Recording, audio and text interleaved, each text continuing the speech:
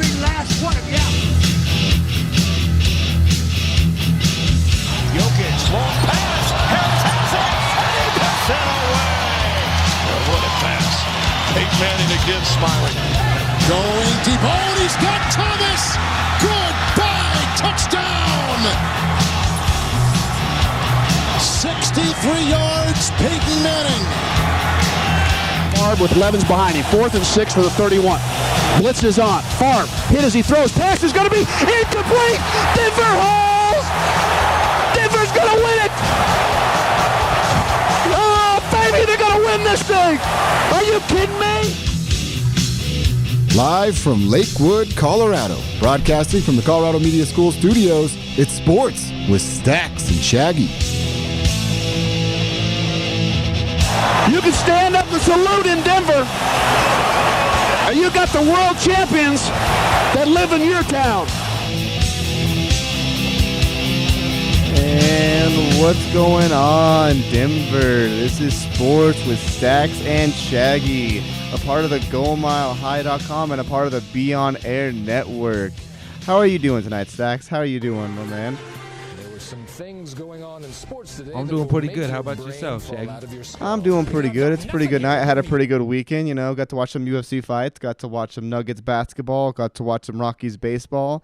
But, you know, I'm just glad to have some sports back on. How you doing, though? What you do? Yeah, man, this is the first time in a while that we haven't just had one major sport. Like, you have basketball going on, baseball going on. I feel very overprivileged right now, man, just for everything we've been missing out on for 4 months. Like, I feel like a kid in a candy store because now it's like nonstop sports that we can consume.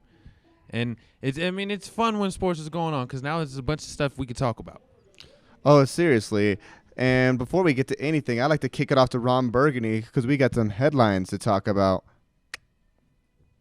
There were some things going on in sports today that will make your brain fall out of your skull. Because I've got nothing here. You're giving me baseball and hockey, and I got my keister blowing in the wind.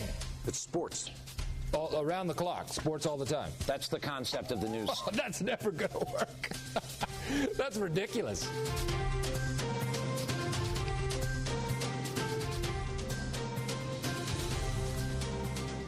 I swear that soundbite never gets old.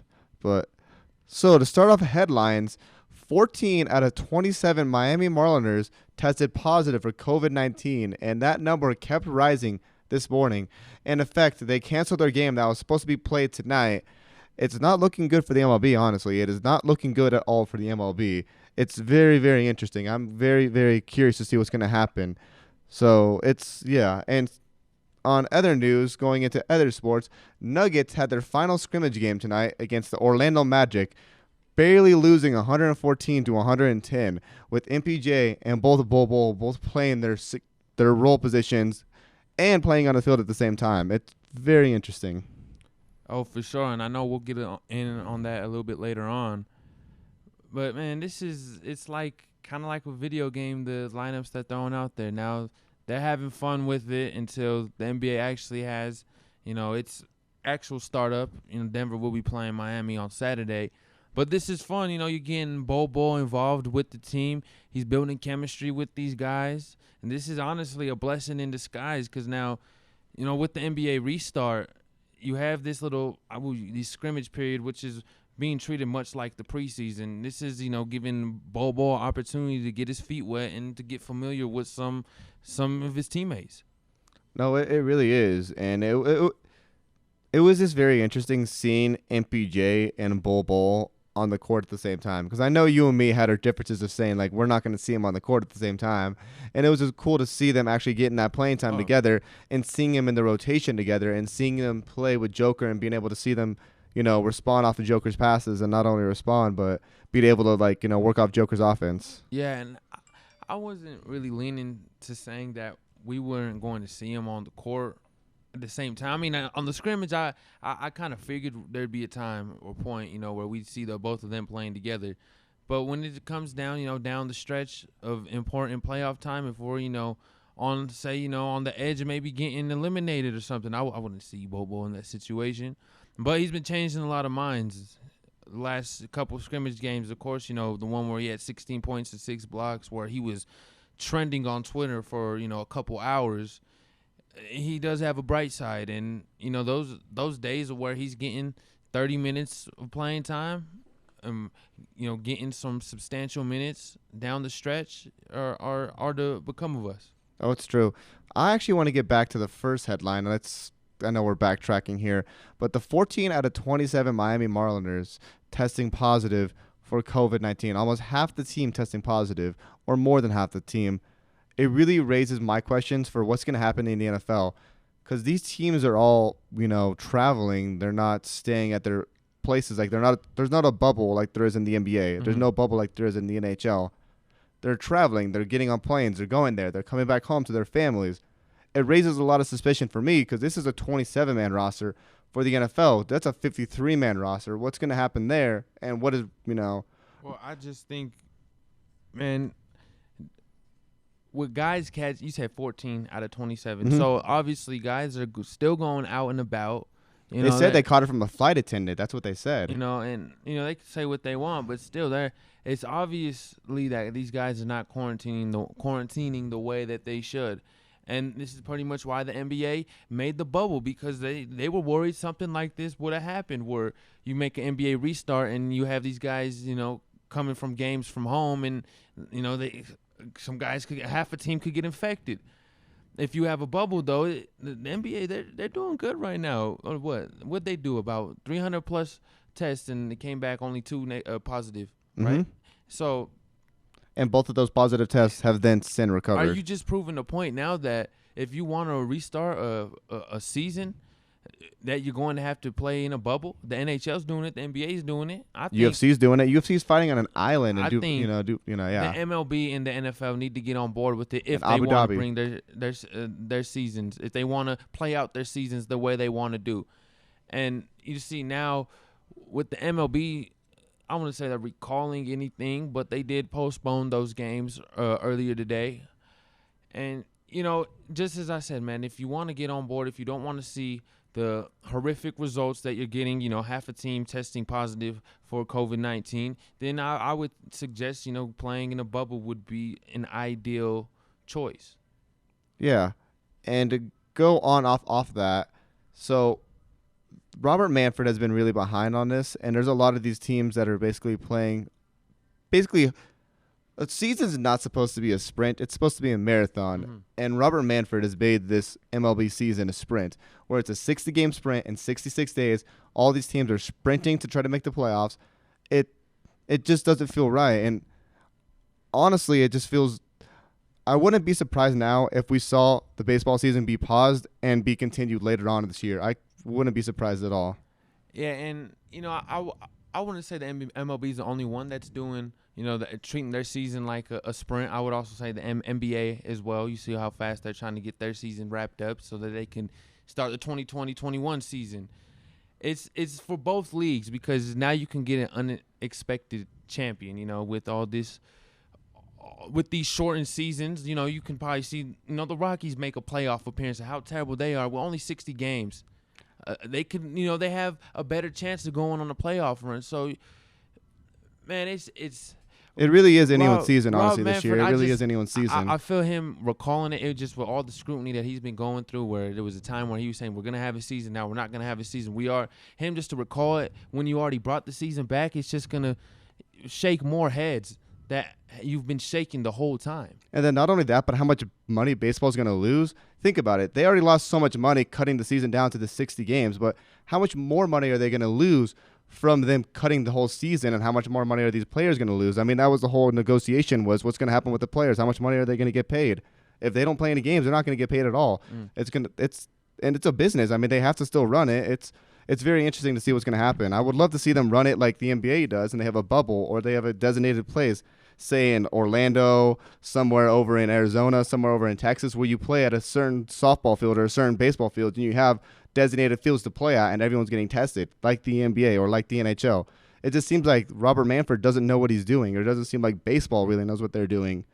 No, and I think the NFL as well needs to get on board with the bubble, because there's going to be a situation of where that, half the team test positive, like with the Marlins, and it's gonna jeopardize a lot. Going forward, you're gonna have to postpone something, and I just think, man, playing in the bubble is probably the answer to everyone's solution if you're trying to prevent, positive coronavirus tests. It's true. And honestly, what's happening now in the MLB is going to set example. Basically, what Robert Manfred's doing now is going to set example for what Roger Goodell is going to have to do in the September and October and November months. Because he's planning on having fans in the stands. He's planning on having these people here at these games. He's planning on having these games still at their stadiums. So what's going to happen? I mean, what happens if, say, the Broncos have 40 positive corona tests? Let's knock on wood on that. But no, hey. Don't ever say that. Do not ever. All right, say we'll say the Raiders. Right, what happens if the Raiders 40 positive corona tests, and they just played the Chargers and they're about to play the Broncos? Well, they're gonna shut down that Broncos game. Oh, and the bubble is a very good idea, and I think every and each sports league should get on board with it. It's just, you see that the NHL's getting positive results from it, the NBA's getting positive results from it, the MLB. Out of all of them is the one that has gotten bad results so far, postponing a game. Why? They're not in the bubble. I think you need to be in the bubble. Come on now. And it's because players want to be stubborn or because they're not going to agree to it. Well, then they can sit their ass out.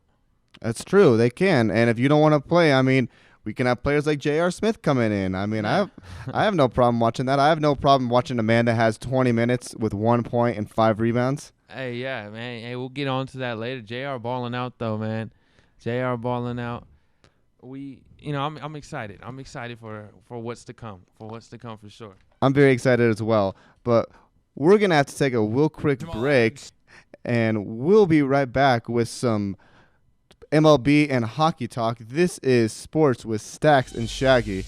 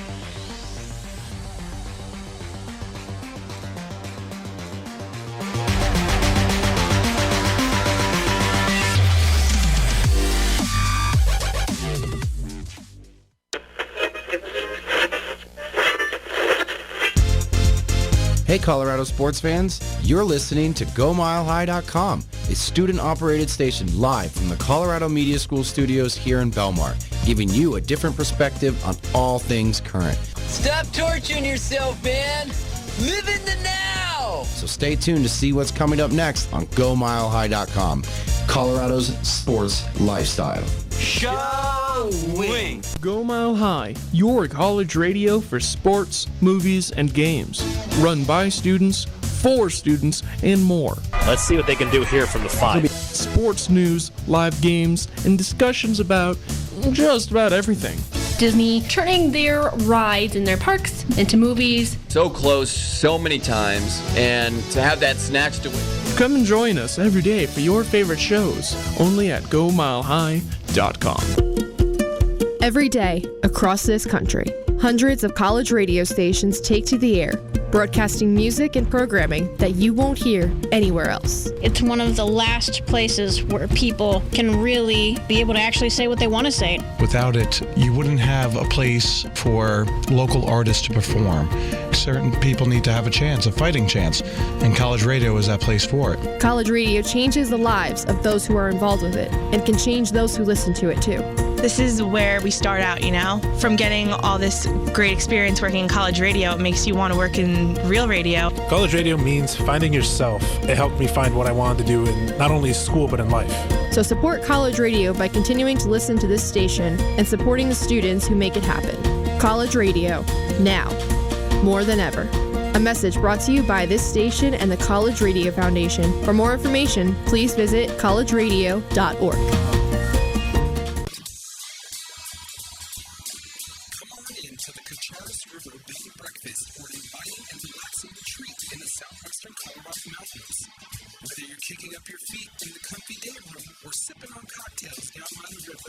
sure to have a great time.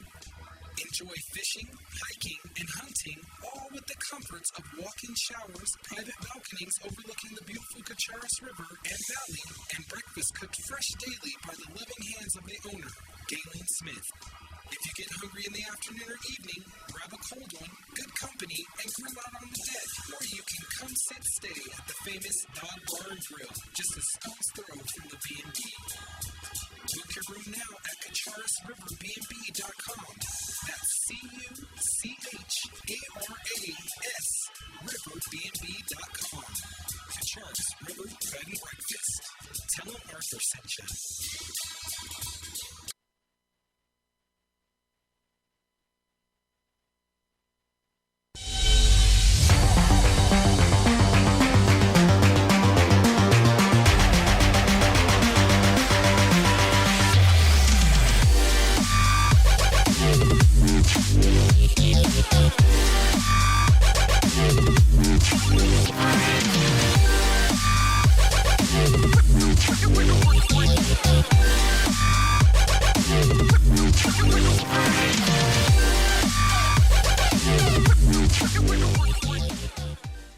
It's a disaster.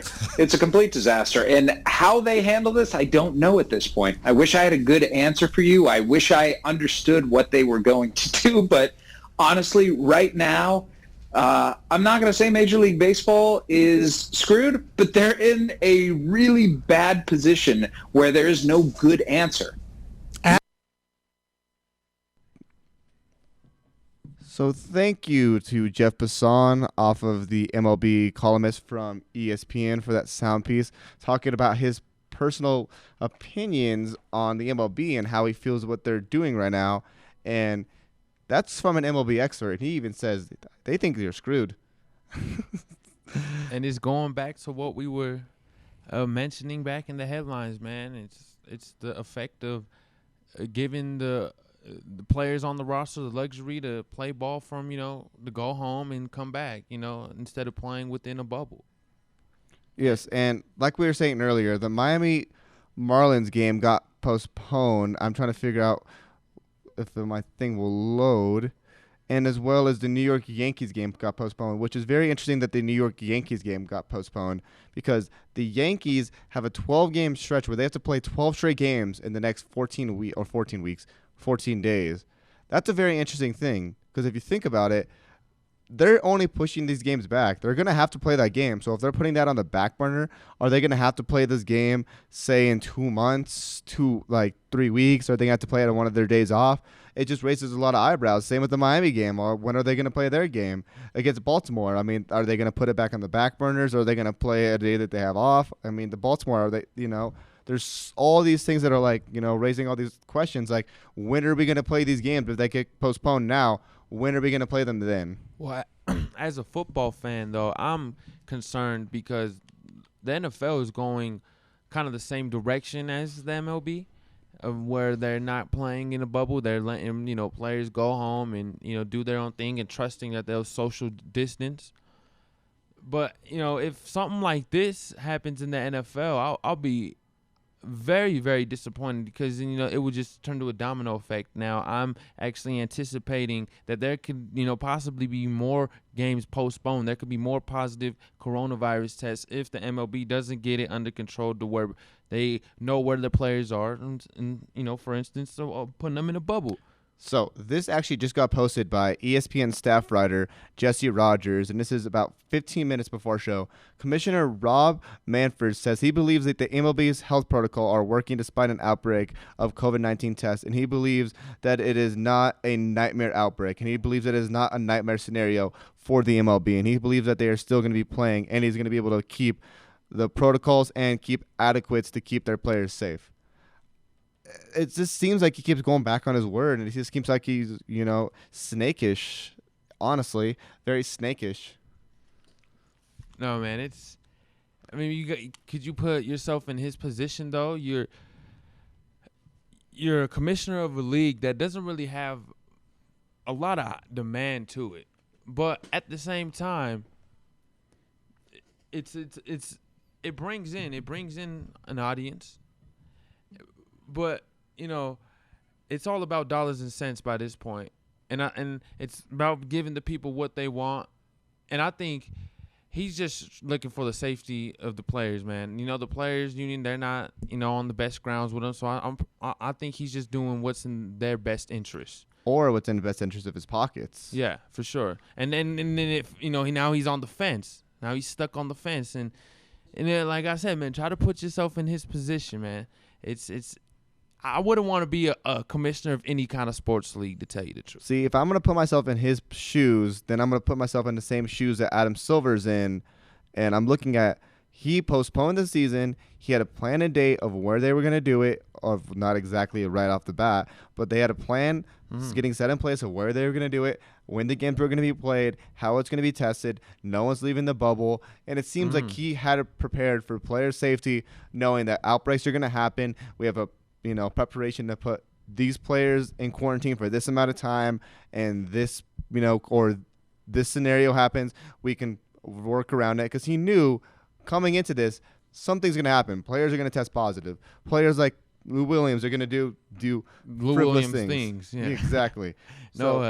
And that's why Adam Silver, out of all 4 major sports, is probably the best commissioner out of them all. And I should rephrase what I say. I wouldn't want to be in the shoes of a bad commissioner. Like a Robert Manfred or Roger Goodell. Or Roger Goodell, these guys who start with R's. If you're going to be a commissioner, please don't have your name start with an R, because right there's a red flag. Adam Silver, though, a phenomenal commissioner. I mean, David Stern, a phenomenal commissioner. I just think the NBA has had a way better track record than these other leagues. But go to your point, Adam Silver had a plan, and it's executed, and it's pretty much perfected. You've had some positive coronavirus tests, but they're not a detrimental amount of how much the MLB is having with only one team. It's true. And what we were talking about in the first segment, 300 players got tested in that NBA bubble, and 2 of them tested positive. And since then, have they recovered? And there has been no other tests since then that have came out positive. And again, we'll keep that as a day-to-day thing, because of course, Lou Williams goes and does Lou Williams things, which we'll touch on later at the back half of the hour. But this is just saying, these players are all in this bubble and they're safe.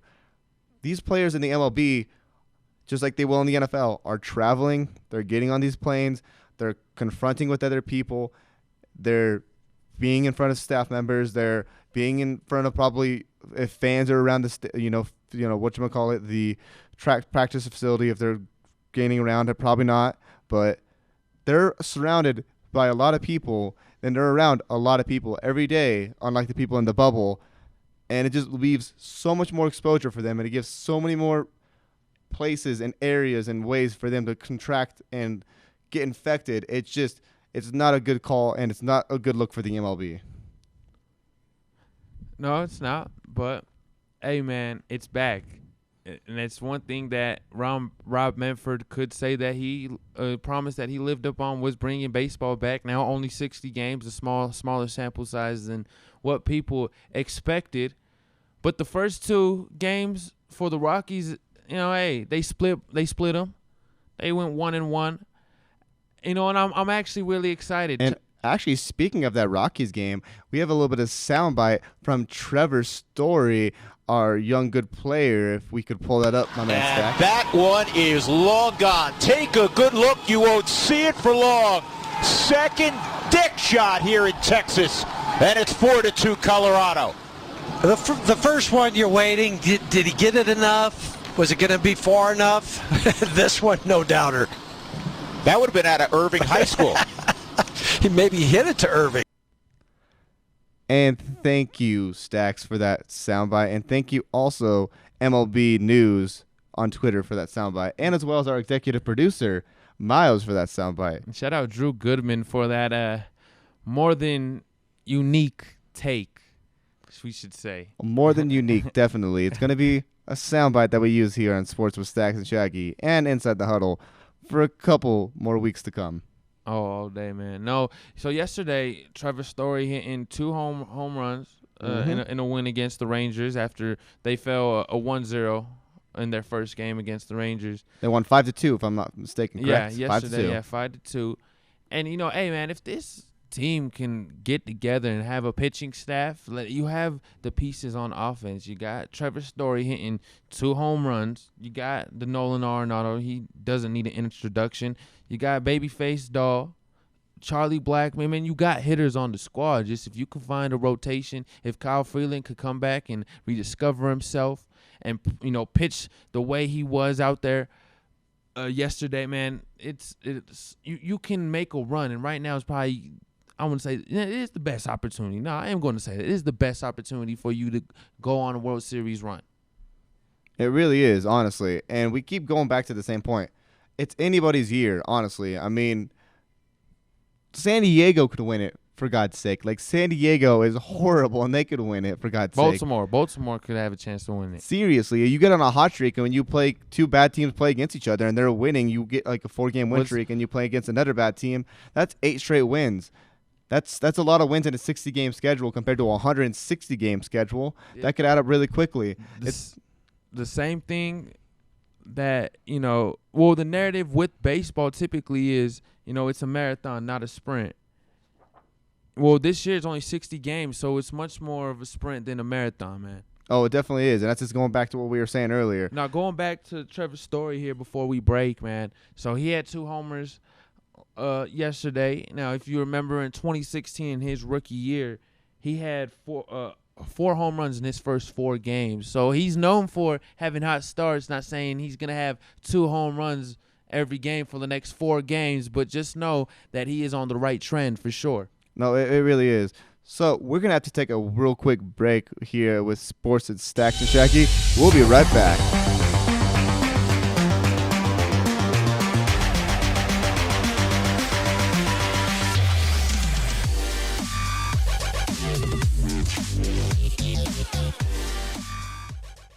There's a side of aloha with every meal at L&L Hawaiian Barbecue.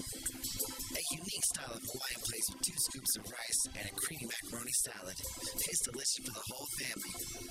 Join our ohana or come party with catering and get the goods like recipe books, hats, and gift cards. Come to our 2 convenient locations in Aurora or one in the Springs.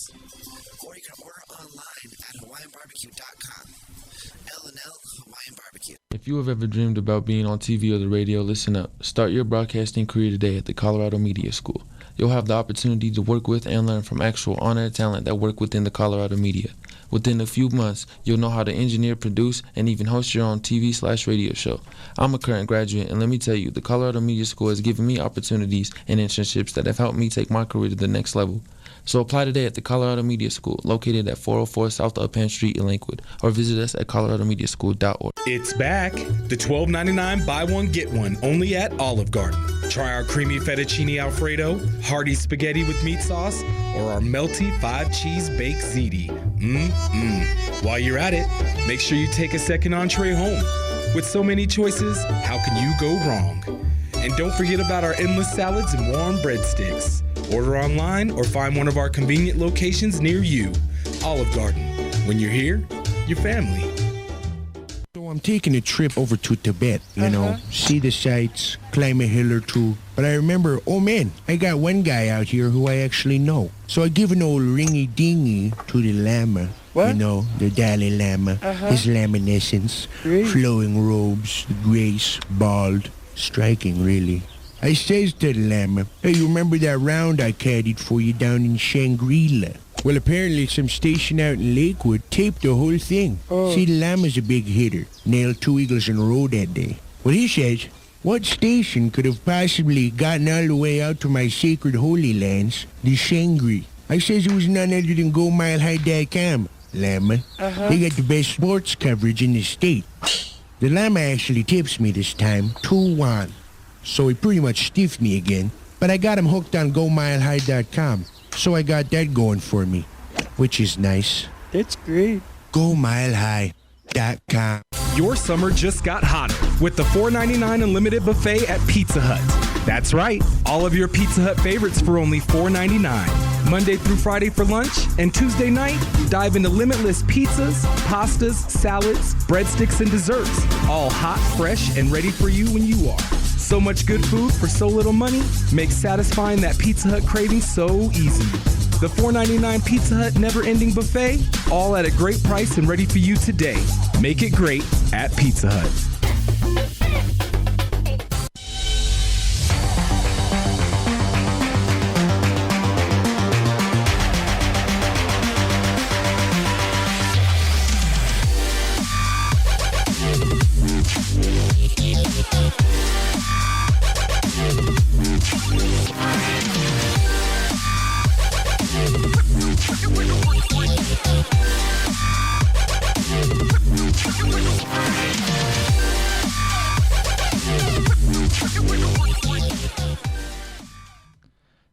And welcome back into Sports with Stacks and Shaggy.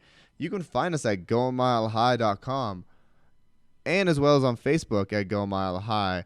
Or you can check us out and give us a follow on Twitter at Go Mile High. Or you can find your man Shaggy at Jake Shadler on Twitter. And as well as you can find my man Stacks at Amato is Ballin'. Yo, I love how you referenced yourself in like the third person. Your man Jake Shadler, like you're not, you know what I mean? Like I'm not right here in front of me like in you're the not living the person flesh. talking, you know. You're a unique guy, man. You could say that again. Unique guy. But getting into it, we do a segment here every night. It's, NBA Bubble Watch. We like to keep up what's going on in the bubble. And it's a very interesting subject. But more or less, I'd like to kick it off to you, Stacks. This is the Bubble Watch with Santiago Stacks Salazar here on Sports with Stacks and Shaggy. 7 rebounds for Jokic. Alley-oop, that's too high. Oh, it's not too high! It's not too high! Oh, another day of the Bubble Watch. Hey, we're going to be doing this, when's the last game? October 13th, and that's I think if they go to a game 7 in the finals. So we got a good sample size of these bubble watches. Oh, we're gonna be doing a bubble watch about every back half of the hour from 8 o'clock to 9 o'clock. All right, and so I know if you're trying to follow the bubble like we are over here, right here is the top YouTube channels I would say to follow: Troy Daniels, JaVale McGee, and Matisse Thybulle. Now these are not names, all-star guy names, but these guys, they are doing us as media people a justice. They're going out there, they're giving us what we want. Hey, and that is the inside scoop, man. I've been following that JaVale McGee one, and I love that one, honestly. It's been so interesting. I feel like I'm part of the roster, man. He's doing a vlog from the moment he wakes up, from the moment he puts his do-rag on. He's showing you how to put a do-rag on to the thing he was like, you got to wear a cape, or you can do it like a bun, or he's like, my boys back in high school told me to roll back up and put it between my ears. Hey, JaVale, I know Josh has his beast with JaVale, but I like JaVale. I'm a big fan of JaVale McGee, man.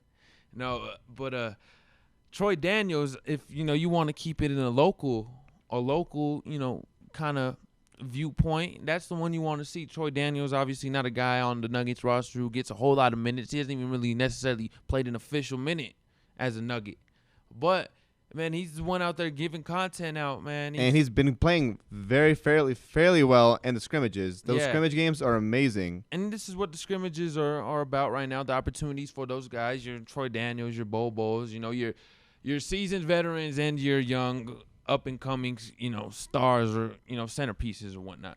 No, but Troy Daniels, he's been real entertaining, man. They went on the golf course yesterday, the Nuggets, and so they had Jamal Murray, Mason Plumlee, all of them just swinging. And I'm pretty sure much more faces. But the funny thing is, Jamal, right-handed player, he is a left-handed swinger. Like, man, he has a phenomenal drive with his left, but he can't hit with his right. Like, man, you would think that he's a lefty. He's trash. We're gonna have to add another talk about this trash or pass or MVP Trash and bash. Trash and bash. What is that from KS 107.5? Trash or Celebrity bash. Trash and bash.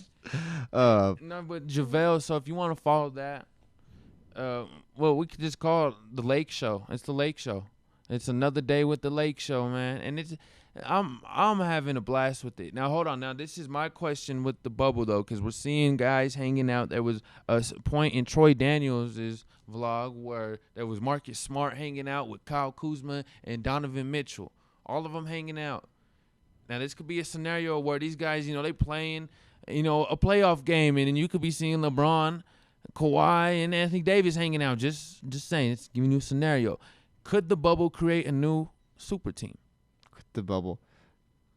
That is actually a good take on this, because if you think about it, all these NBA players, they build these super teams on these USA teams. I mean, if you think about it, that's how the original Miami team was built, is because they all met on that USA team and they wanted to build that team. Or that's how Kevin Durant got on with the Warriors, as well as the phone call in the parking lot.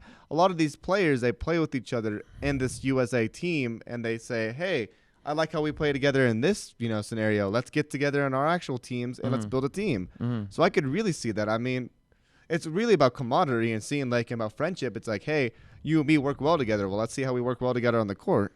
It's a different day and age where guys more like you said, camaraderie. They respect the opponent, each other. Like back in the day, they respected each other, but they respected each other on a whole different level. It was like, yo, I'm gonna punch this guy in the face, and I'm gonna get his respect. Like, you know what I mean? Like today's respect is. I played with you in AAU since I was like 9, bro. Like, you want to sign my jersey? Yeah, right. Let's swap jerseys. Come on. Like, man, like Steve Kerr was getting punched by Michael Jordan in the face in practice. That's how guys earned respect. Now it's a much softer way. And and I think why the NBA is so soft is I give credit to LeBron James for that. You see, but no, and that's not that's not just that, like trying to go at him, a top player, but Jordan, you see. The intensity, the aggression. He would yell at you, would, trash talk you. You saw what he said to Muggsy Bogues that ruined his confidence in his career. And when you're the best player, not just in the NBA, but almost one of the best athletes in the world, people are going to want to emulate the way you play the game, and they're going to want to take pieces away from you. So then these kids grew up being, trash talkers, physical aggressors. Now you see LeBron James. He's the complete opposite of that. He's the type of guy who's he's going to put his head down and go to work. He's not going to talk to you, but he's going to put his head down. He's going to go to work. He's not going to run his mouth. He might do a cheap shot. He might flop. And, he's going to get away with that. That's what these kids nowadays are trying to emulate, the, be quiet kind of guy, or appreciate your opponent. Oh, it's all right to take a cheap shot flop, instead of that aggressive intensity that Jordan brought. Now, does LeBron bring intensity? Of course. But he doesn't bring the aggression Jordan did. And to add off of that, other players like that in the league, Steph Curry. I mean, Steph Curry's not someone that's going to play with a bunch of aggression, and a lot of players in the league respect him, honestly. Yeah. And it's kind of funny that you brought that up, actually. So this morning, I was listening to Altitude, and they were saying that Wayne Gretzky, he said the moment he knew he had to retire was when players, and as well as fellow hockey players, used to say, hey, Wayne, I'm about to, pop you, before actually hitting him. And he was like, well, why are they telling me this? He's like, I got to, this is like my time. Like, I probably should get out of here. Like, that's not cool. Like, that's the softy league. Yeah. He was like, pretty much saying that those guys would just hit me. They wouldn't tell me that I'm going to hit you. No, they would just hit him. And so it's weird because as each sport has evolved, it has evolved to a softer kind of, with the NFL and the NBA. Everything except for UFC. I love the UFC. I was just going to get to that, except for fighting. Now, maybe with the gloves, they probably softened the padding. And who knows, to try to prevent, with recent CTE tests, but everything that you could think of has evolved to more of more of a skilled kind of game. We could say skilled. We won't be too harsh and say it's not as physical as it was back in the day. It's more about skill, speed. It is soft. It is soft. You look in the NBA, man, you don't need a 7-footer, big pounding ground kind of guy like Bo. If he was playing in the NBA 10 years ago, he wouldn't see minutes like, he wouldn't see 20, 25 minutes. He'd see probably 5-10. He'd be a bench player. They didn't have 7-foot guys that shot out from the wing, and would get the green light whenever they want. Maybe only Dirk, but that's because Dirk was a freak of nature. He was the 8th wonder of the world.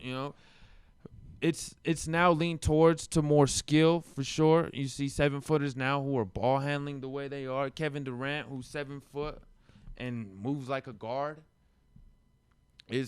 it's definitely more skilled, and you could say it's soft, whatever you want, but way more skilled than what it took than 10 to 20 years ago. So another interesting that happened this weekend is 76ers choked a 16-point lead to the Thunder on Sunday, and that game was replaying this morning on NBA TV. Very interesting stuff, because if you remember earlier this year, the Nuggets actually came back against the 76ers and had a pretty crazy comeback. I believe that was in November. Against the Sixers? Against the Sixers. Remember that comeback? No, man, it seems so long. It seems so long that we've been out with basketball. I can't really remember now. If I go look back and some of the rosters, yeah. The Nuggets, they've had some great wins against some really great teams. And as we always say, though, then you look at them, then they could lose to a Cleveland Cavalier team. Then they could lose to a Detroit Piston team. And it's kind of like a running joke for the Nuggets. I don't even think for this year, but like for the last year or for the last couple years, they can beat these real stud-like teams, but then come short against these teams that are 14th, 15th in their conferences. Yeah, they definitely play down to their opponents. They have games where they'll play against Milwaukee, have 7 players score 10-plus points, and then you have games against the Golden State Warriors where you have Eric Pascal looking like, the MVP and scoring 35 points on us and no one can make a three. Still remember that game in Blackhawk, but that's where you were. You were watching in Blackhawk. Yeah, I was watching it Blackhawk. It was actually the week before it got shut down. Me and my cousin Mitch were out there. I miss the tables, but that's a side note. But getting back into it, it's very interesting how the Nuggets play against their opponents, and not only that, it's very interesting to see how the Nuggets play down to their opponents or play up to their opponents. They play very well against good teams, play very bad against bad teams. There's no median there, it seems. Nah, and they just got to find that, man. And I say this all the time. You got to play a 82-0 team the same way you play a 0-82 team. Mm-hmm. They're still professionals. They're still there for a reason. It's any given night. Come with the approach that you're ready to destroy your opponent, no matter how good they are or how bad. But this is Sports with Stacks and Shaggy. We'll be right back.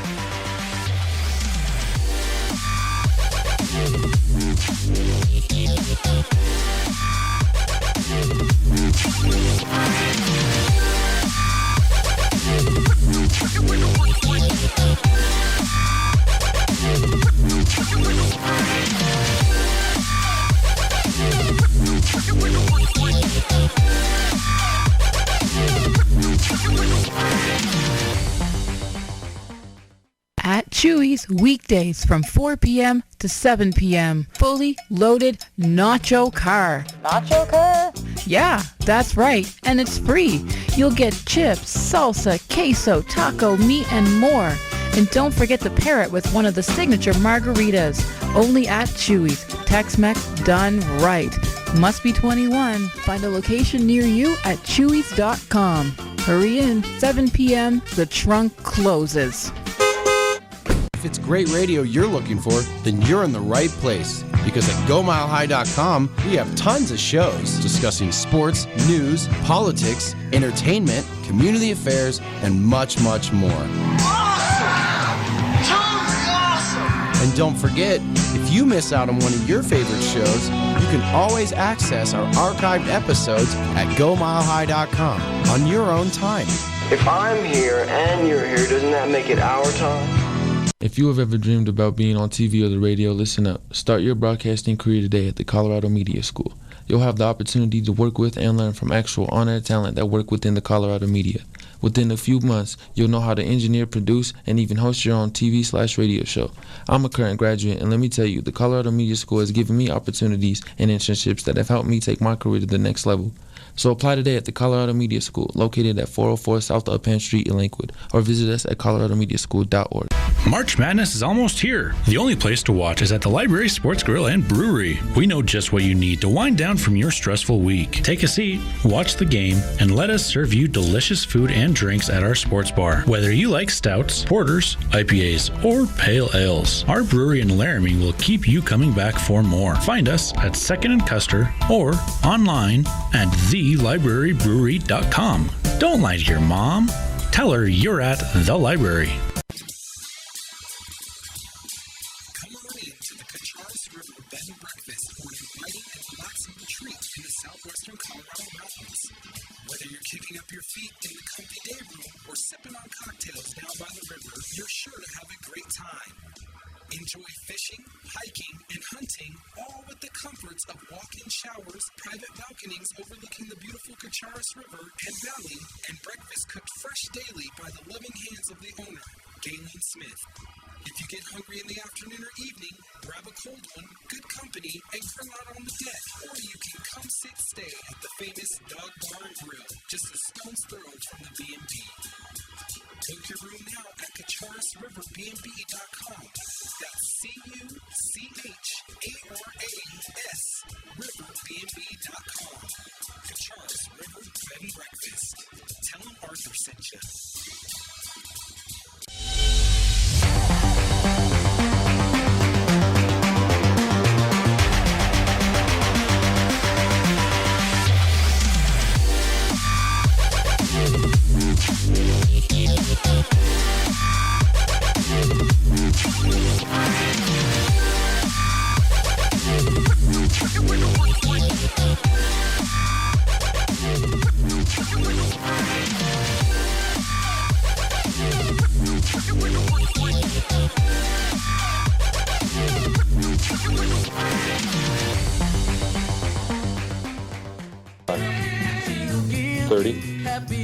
Seconds. I'm on right now. I don't believe you. And welcome back to Sports with Stacks and Shaggy. And again, thank you for Ron Burgundy. But we're going to get into some Broncos talk, and we're going to get into some NFL talk. And the biggest thing that was going on in the NFL world today is Jamal Adams signed a 3-year deal with the Seattle Seahawks. The Seattle Seahawks traded away 2 first-round picks, one this year and the one being next year, and as well as traded away safety Bradley McDougall to the Jets. Seems like the Jets can't catch a break in keeping an all-pro player on their team. That being all of their first-round picks of the last 6 years, none of them are playing for their team. Only one of them is playing for their team, actually. My bad. And queuing off onto the sound. Jamal Adams, speaking to Manish Mehta of the New York Daily News, calls out Adam Gase. I don't feel like he's the right leader for this organization to reach the promised land. As a leader, what really bothers me is that he doesn't have a relationship with everybody in the building. At the end of the day, he doesn't address the team. If there's a problem in the locker room, he lets another coach address the team. If we were playing crappy and we're losing, he doesn't address the entire team as a group at halftime. He'll walk out of the locker room and let another coach handle it. And thank you, Mike Florio, for NFL Pro Football Focus or Pro Football Talk. And that was him talking about Jamal Adams reacting to Adam Gase, and not only reacting to Adam Gase, but his thoughts on Adam Gase, and being so that he thought Adam Gase could not win a Super Bowl or is not a winning coach, talking all the smack about how Adam Gase looked in the press conference with his eyes going around into googly eyes, you know, him talking about how he couldn't win at Miami, him talking about the only time he's ever won was when he had Peyton Manning calling the plays when he was the offensive coordinator. You know, Peyton Manning was basically the offensive coordinator calling the plays. Ripping Adam Gase a new one. And I'm not going to lie, I'm kind of on, you know, I don't like to say this, but I'm coming on Jamal Adams' side on this one. I've never been an Adam Gase fan, and I'm actually very happy for Jamal Adams. He went to the right team in Seattle, and it's a deadly team. I mean, I'm completely on Jamal Adams' side, but at the same time, Le'Veon Bell made tweets after the Jamal Adams move, hinting that one of the reason why Le'Veon Bell went to New York is because of Jamal Adams. Mm-hmm. And now Le'Veon Bell is like, yo, it's funny that people could try to pretty much sell you something and then in the end actually believe their own lies. And so to me, it's coming, between the Jamal Adams and Adam Gase, warfare. Yeah, I'd take Jamal Adams' side, but at the end of the day, I still lose respect for Jamal Adams for the whole situation. No matter how bad ownership was, you still have to live up to your word, man. And that's exactly the opposite of what he did. So let's focus on the Seahawks right here. If with this move, does this put the Seahawks at an automatic contender, or does this put the Seahawks above the 49ers and above the Cardinals, which and as well as the Rams? My bad, I had a little bit of a brain fart there. But does it put them up like it leaps and bounds? And not only that, I think it leaps them over the Niners for sure. Does this give enough talk to Jadeveon Clowney to be like, hey, look, we're getting Jamal Adams. We have a good defense around here. We have good core pieces. We have good young players in here. Like, come in here, play defense for us. Let's go for a Super Bowl run. We have a good veteran quarterback. We have good young receivers. DK Metcalf is going to be a breakout receiver. They have Jacob Hollister as a tight end. You know, they have a plethora of running backs there in Seattle. It raises a lot of questions for me of, you know, or is Seattle trying to make a Super Bowl run? And not only that, but they can go and get this player like Jadeveon Clowney like they had last year and build up this team and make a run. And it really seems like that's been the trend the last couple of years in the NFL since the Philadelphia Eagles did it. They built up on offense. They built up on defense. They went and won a championship. Look at the 2018 Rams. They built up on defense. They built up on offense. They went to the Super Bowl and lost. 2019 49ers is a little different. They did a little bit of both. They built up in free agency on the defensive line, and then they built up everywhere else in draft on the line, and then they built up a free agency everywhere else, being receivers, corners, not tight ends, quarterbacks, Okay, so you said you want Jadeveon, right? Design with the Seahawks. So, who is it they traded Jamal Adams for? Bradley McDougall. Bradley McDougall. So, a couple hours on Twitter, Bradley McDougall tweeted, and quote, spoke to my boy at Clowney JD today, told me to tell the New York Jets to come get him. Let's make it happen. So Jadeveon Clowney wants to go play with his former teammate Bradley McDougall, apparently. And so he's all into it. And I can see in the situation where he does go to Seattle. But right now it seems like the Jets is his priority, his destination he wants to go to. Well, it really depends on what he wants at that point. It's like, do you want money and do you want to be able to make all these endorsements, or do you want to go win a ring?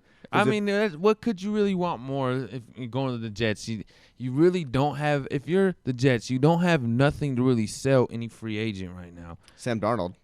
But do you really have hope in Sam Darnold? No. I just was throwing out a name that you maybe could sell. Maybe, you could probably sell Le'Veon Bell.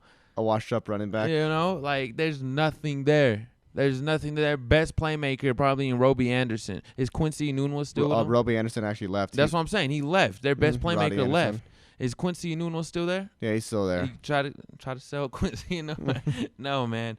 I don't know. I don't really. I only see the reason why Jadeveon, like you said, is probably for money reasons of why he would want to be a New York Jet. Now, if you're talking about going to get a ring, talking about legacy, leaving a legacy, you go to Seattle. You already have Jamal Adams with Jadeveon Clowney. Now you also have Bobby Wagner, who KJ Wright. Since Luke Kuechly retired, Bobby Wagner is arguably the best is the best linebacker in the NFL. So you have a stud defense there that you haven't had since the Legion of Boom, since Cam Chancellor I think retired, because after Cam Chancellor retired, Richard Sherman was a shell of himself. Earl Thomas, had the injury history, and you saw what they were able to do when they had a great defense. Man, Russell Wilson's already going to do what he does on the offensive side of the ball.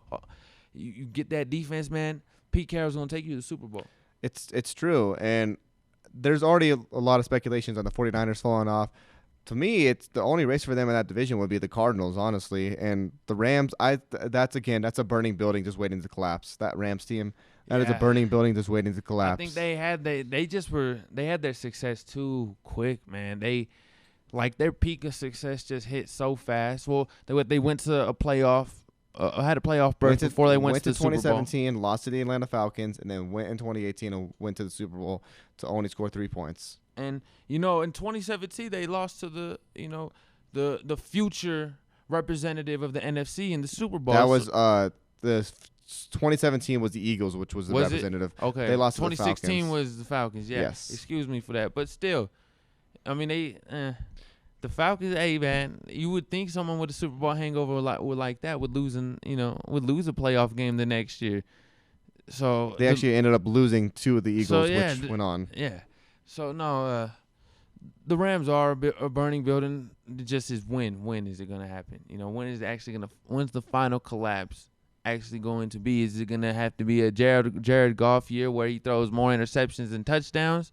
Or is it going to be a thing where they completely get rid of the band, or where there's no more Aaron Donald? And I don't see that likely happening anytime soon. But, there's no Jalen Ramsey. People forget that there's a real solidified stud defense over there. And, I think with that being said, that's the only team Seattle has in their way to make them, that powerhouse of the NFC West is the Niners. Of course, the Niners having that phenomenal defense last year. Pretty much really, I think, a mirror image of the Seahawks minus the quarterback, obviously, but from top to bottom now at least. Now last year, Seattle and San Fran were two completely different teams, but now since Seattle has that defense, man, hey, man, it's going to be a very, very competitive, probably the hardest, I don't say the hardest, but the most competitive division in the league, not just the NFC. No, it really is. It really, really is going to be. And when we did our predictions, and not only our predictions, but when we ranked down the top 8 hardest divisions in the NFL, the NFC West got the hardest division. So that hardest division just got a little bit harder. It got a little bit harder with a hard-hitting safety. It did. A safety that had 6 sacks last year. But it's very, very interesting. It's going to be a very interesting year with the NFL, honestly, next year. So we're going to have to take a real quick break here. This is Sports with Stacks and Shaggy.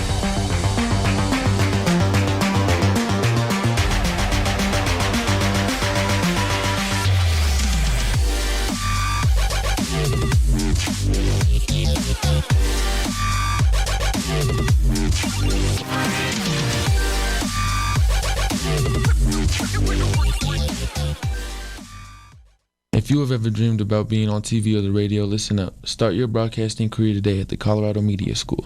You'll have the opportunity to work with and learn from actual on-air talent that work within the Colorado media. Within a few months, you'll know how to engineer, produce, and even host your own TV/radio show. I'm a current graduate, and let me tell you, the Colorado Media School has given me opportunities and internships that have helped me take my career to the next level. So apply today at the Colorado Media School, located at 404 South Uppan Street in Lakewood, or visit us at coloradomediaschool.org.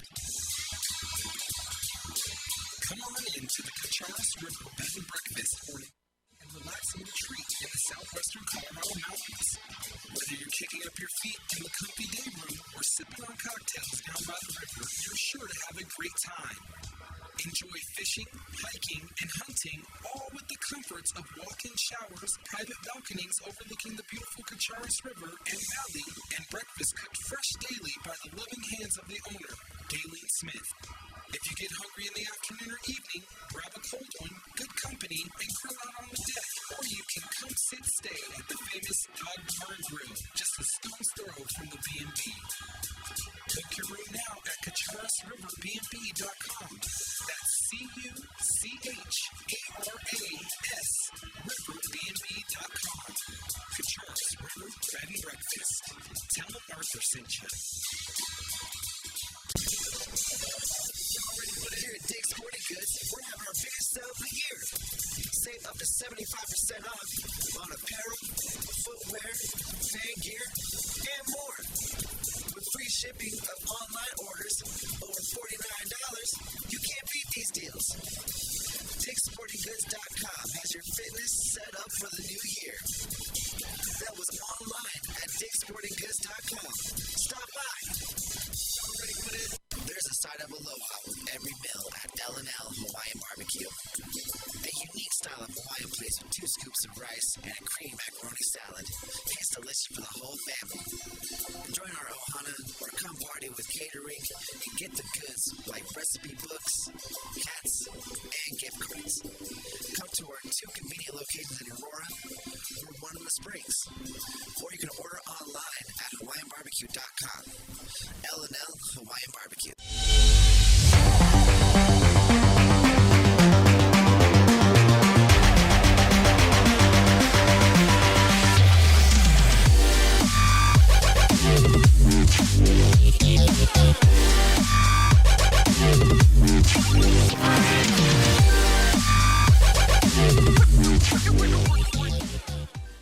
But here's the deal, though. Jerry Jeudy, he's the evident favorite to be the team's number 2 wide receiver. Now, in terms of coach speak, are the coaches going to come out day one and say, look, this is our number 2 wide receiver? No. Coach Azani, he's going to get Jerry Jeudy acclimated to the culture of that wide receiver room, and he's got to be able to do everything that Coach Azani wants him to. He's going to have to earn that number 2 spot. He's going to likely get that because Jerry Jeudy works very, very hard. I talked to somebody close with Alabama football, and they were telling me about Jerry Jeudy and just how fact that he's an attention to detail type of guy, and that he's just one of those guys that's going to be silent. He's going to work in silence, and he's going to let his play do the talking.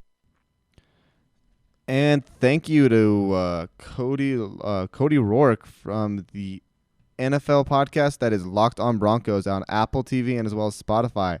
And we will actually have Cody Rourke on as a special guest speaker tomorrow at about 8:20 if you guys want to check that out. But he was talking about Broncos receivers and Broncos receivers that are going to be number 2. And for me, I'm not really questioning on that. I have a deeper question. Who's going to be the slot receiver? We already know who the solidified number 1 is. We know who number 2 is going to be. Who is the number 3 for you? For me, it has to be KJ Hamler.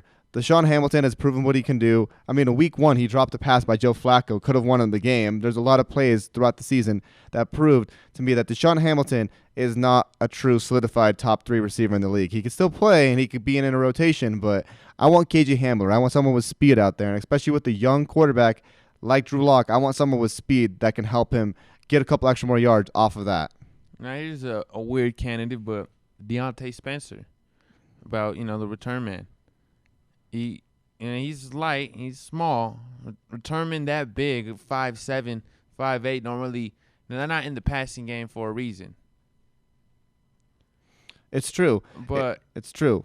There could be a scenario, you remember when Trenton Holiday was here a couple years ago, everyone questioned, well, he's so fast, how come he's not in the pass game? Well, he's 5'6". If he gets cracked, if he gets lit up by a safety, like a Jamal Adams, man, he's going to fumble that ball. You know what I mean? He's on the field for kick returns for a reason. It's either, he's going to run out of bounds. They're either going to kick away from him or he's going to take it the distance. He's not going to be getting hit a lot on the kick return. No, it's true. And going on to Cortland Sutton, Keenan Allen posted on Facebook today or on Twitter today that he is the best wide receiver in the AFC West. So could we see a situation right now? So could we see a situation actually where Cortland Sutton actually makes this NFL Top 100 list? And I'm transitioning over to this, but I want to see, do we see a situation where he makes this list, or we see a situation where he was on the list? Because he had a breakout season last year, was one of the high points of the Broncos offense. Broncos, learned that they had a solidified number 1 receiver. Drew Lock trusted him from week 1. I mean, we saw that. Him and Drew Lock obviously had that chemistry. It's a young guy chemistry. It's kind of like, going on to, the bigger, higher ups, the next level from college to the professional level. It's kind of like going on the college campus from the first time. Like, your freshmen and your sophomores are going to stick together. And then your juniors and your seniors, pretty much your vets, they're going to, they're going to talk their smack or whatever. And, Cortland Sutton and Drew Lock, they came in draft classes just, 1 year apart from each other. They're like, the freshman and the sophomore. They had a lot of time to get their chemistry together, and I'm real high on that quarterback to receiver duo. But to go back to your question with the slot receiver, I think, I don't think Deshaun Hamilton, he's not deserving. Like you said, he's done as much as we know he could do in this league. But at the same time, man, KJ Hamler, he's still going to be a rookie with growing pains. I don't think you throw him the slot right away. I like to see KJ Hamler as the kick return man. I would like to see situations where you do see him in the slot, but I don't think you give him the keys right away. He has to compete with some guys. I think maybe you bring in a vet along the line in free agency maybe. I know me and you were having a conversation that, there's no way Tim Patrick would play the slot, too big. So that's a guy you can, minus out of there.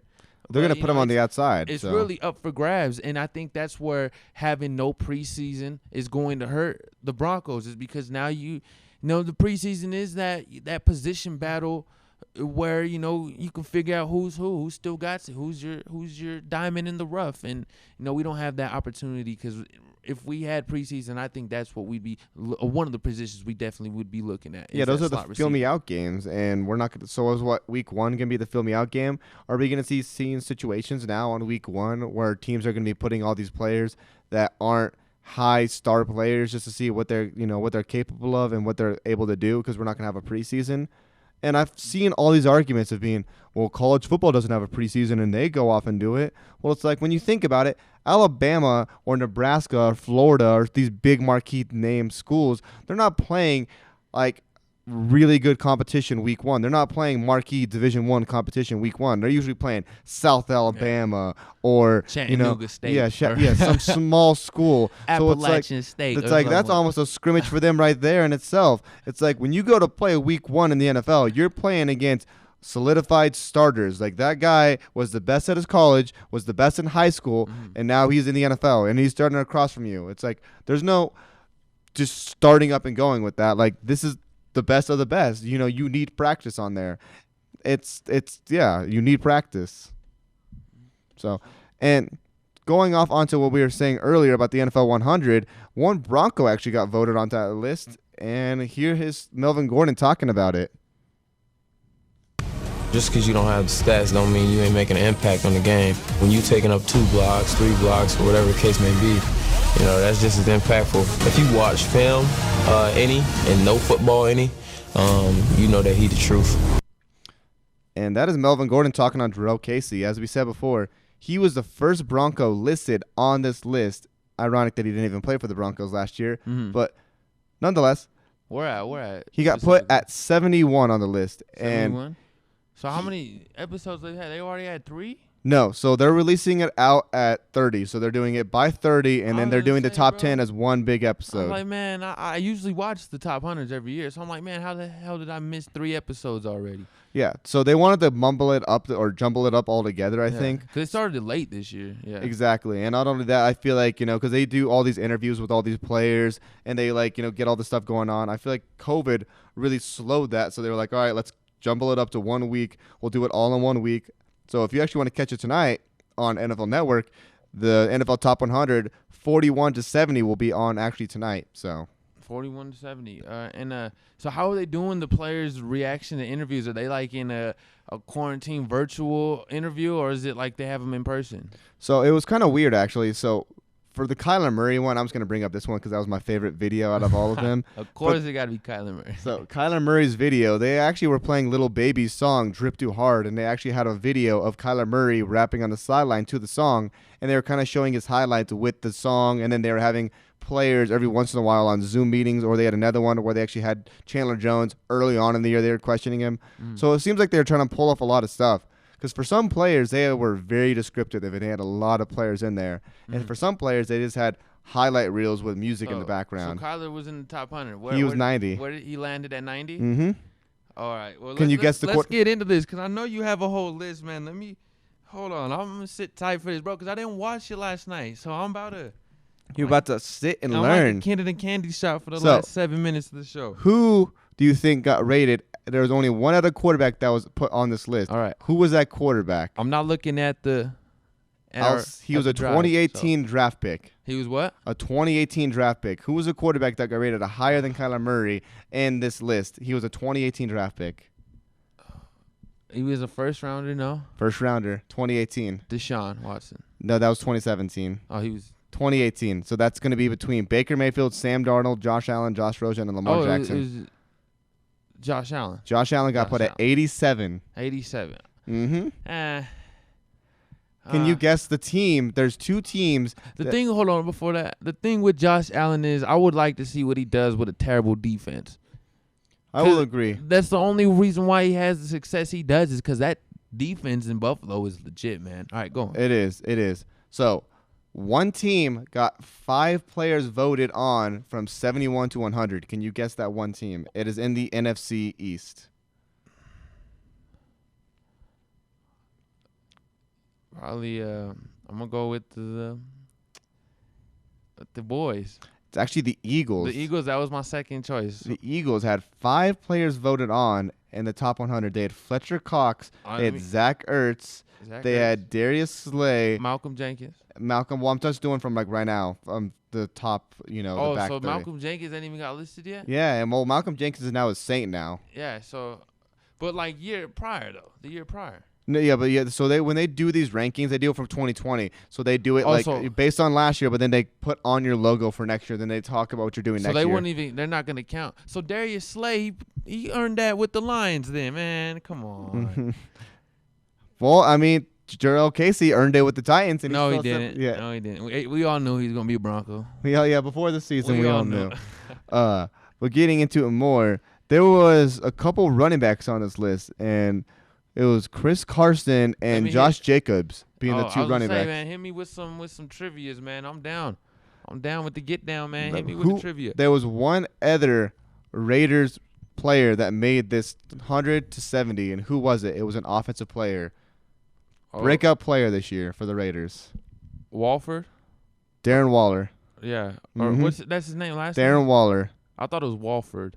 So this player has actually been in the NBA in the NFL for a while, and he has squandered a lot of opportunities. Not to bring a Madden segment into this, but when I go onto Madden 15, he's on the trading block, and he's on the face of the franchise free agency block as a 69 overall. Darren Waller is, and you could sign him right now at 90 speed at tight end, and that's insane. I guess he had a lot of tight end, right? They're tight end. Yeah. Yep. Hey, man, Derek Carr, when he gets a good tight end, man, he could do wonders with him. You saw he had Jared Cook a couple years ago. Hey, he could do wonders with him. I'd like to see what – I'm not a Raiders fan.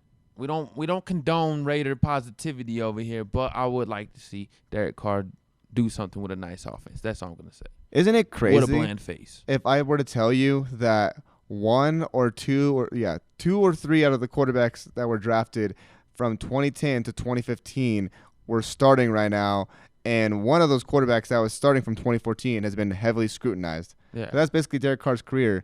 He's had a 7-year career, and he's been heavily scrutinized his whole entire career. He leads the Raiders in all-time passing yards, and he's 4th on their list in all-time passing touchdowns behind Kenny Stabler. And all only that, he's 3rd on their list for all-time wins for a quarterback. Well, when you playing for a franchise that has done nothing but lose for the last 20 years, like they're gonna get impatient. They're gonna want to know who the guy is. And with Derek Carr, they've been patient with him 7 years. I just think they're beginning to be impatient because they've seen him at his best, and I think that his best days are behind him. You know, and they know what he's capable of, and it's his hard to let ceiling in go. 2016 was wow. Man, it's hard to let go of that because he's still relatively young for a quarterback, 28, 29. He's not, on the back half. He's not in his twilight years. He's still at the perfect age of where you can make him a franchise quarterback. The question is he a franchise quarterback? It looked like it in 2016. Well, he has to be the best quarterback out of that 2014 draft class. If you look at it, it's him, Johnny Manziel, Teddy Bridgewater, or Blake Bortles. But it's also, what have you done for me lately type of business. And Derek Carr did go 7-9 last year. I mean, that's not a good record, but he still had 4,000 passing yards. Yeah, it's all about team success, though, man. And the team success, when you're not having it as a team, they're gonna put the weight on the shoulders of the quarterback. So speaking of, actually, went back and watched some game tape last night. Raiders at 6-6 last year versus the Titans at 7-5, and they were actually tied with the Titans 21-21 in a game that went back and forth. And remember, the Titans were the team that went on to the playoffs and went to the wild card and exposed the Patriots and exposed the Ravens. Anyway, the Raiders were in that game. It was 2 costly fumbles, one by Deshaun Washington and the other one by a receiver. I can't remember the name, but they had 2 costly turnovers that really cost them that game. Otherwise, they could have easily been in that 6th seed. So and it would have been a way different scenario. I'm pretty sure the Patriots and Ravens would have rather played the Raiders. So the Patriots would have actually ended up playing in Kansas City because if the Patriots won, they were the 3rd seed. The 3rd seed goes to play the 2nd seed. The first seed never plays the highest remaining seed. They always play the lowest remaining seed. That whole game could have just decided everything. Decided a whole difference. A different outcome. Maybe Brady goes on for his Do you think him playing Patrick Mahomes in the divisional round? Or even then, it's even crazier. If you go back earlier in the Titans season, the first game that they actually start Tannehill over Marcus Mariota, that's against the Chargers, who both teams were 2-4. And if you go back to it, Melvin Gordon actually had a chance at the end zone to score a touchdown. It was 26-20, Titans winning, and Melvin Gordon fumbled at the end zone to let the Chargers or to give the Titans the win. So Very interesting stuff tying the season, and not only that, football's a game of inches. But that will do it tonight with Sports with Stacks and Shaggy. We'll catch you guys tomorrow. Everyone have a good night.